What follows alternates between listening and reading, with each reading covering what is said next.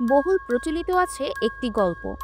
আপনি যদি গভীর রাতে আপনার ঘরের বা বাথরুমের আয়নার সামনে দাঁড়িয়ে একটি জ্বলন্ত মোমবাতি হাতে নিয়ে আয়নার দিকে তাকিয়ে ৩ বার ব্লাডি মেরি বলেন, তাহলে আয়নায় আপনি রক্তমাখা ব্লাডি মেরির আত্মাকে দেখতে পাবেন। গল্পটা কতটা সত্যি আর কতটা মিথ্যে তা জানা নেই।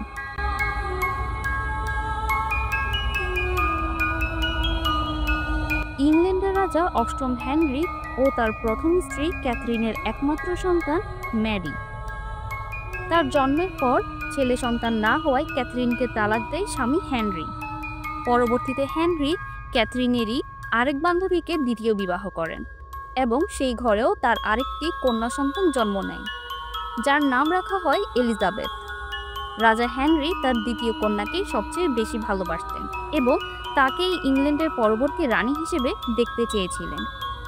কথিত আছে সেই জন্যই হেনরি তার প্রথম স্ত্রী ম্যারির মাকে বিষ দিয়ে হত্যা করেন এবং ম্যারিকে অবৈধ বলে ঘোষণা করেন। এজন্যই ম্যারি তার পিতা এবং সৎ মাকে ঘৃণা করা শুরু করে। অনেক চেষ্টার পর ১৯৫৩ সালে ম্যারি ইংল্যান্ডের রানী হন এবং তিনি প্যারিক নামের এক যুবককে বিবাহ করেন। বিয়ের ২ মাস পরেই ম্যারি সন্তান সম্ভবা হন,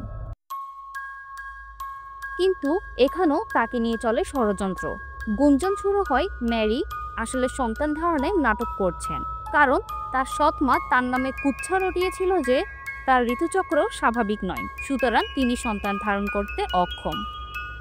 অনেক চেষ্টা করেও ম্যারি কাউকে বিশ্বাস করাতে পারেননি যে তিনি সন্তান সম্ভবা, যা তাকে প্রচণ্ড মানসিক যন্ত্রণায় ফেলে দেয়। ম্যারি নিজেকে একটি কামরায় বন্দি করে ফেলেন এবং সন্তানের জন্য অপেক্ষা করতে থাকেন, কিন্তু নির্ধারিত সময় অতিবাহিত হয়ে গেলেও তার সন্তান হয়নি। এরপরেও তিনি অপেক্ষা করতে থাকেন, কিন্তু তার শরীর ও পেট আস্তে আস্তে কমে আসতে থাকে। অবশেষে আশা ছেড়ে দিয়ে সন্তানহীন ম্যারি কামরা থেকে বের হয়ে আসেন। পুরো দেশে কাহিনী ছড়িয়ে যায় যে রানী সিংহাসনের জন্য মিথ্যা বলেছিলেন এবং তিনি অন্য কারো সন্তান চুরি করতে চেয়েছিলেন।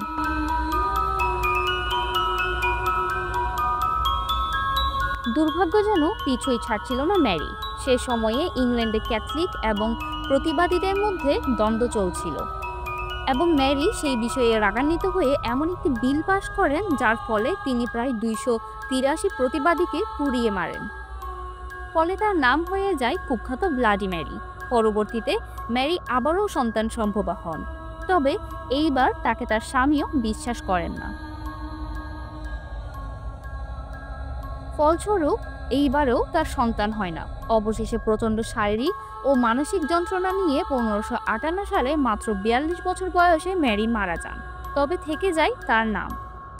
এখনও নাকি মানুষ দল বেঁধে তার নাম জপ করলে তিনি না হওয়া সন্তান কোলে নিয়ে হাজির হন সেসব মানুষের রক্তমাখার শরীর নিয়ে যাদেরকে হত্যার আদেশ দিয়েছিলেন তিনি।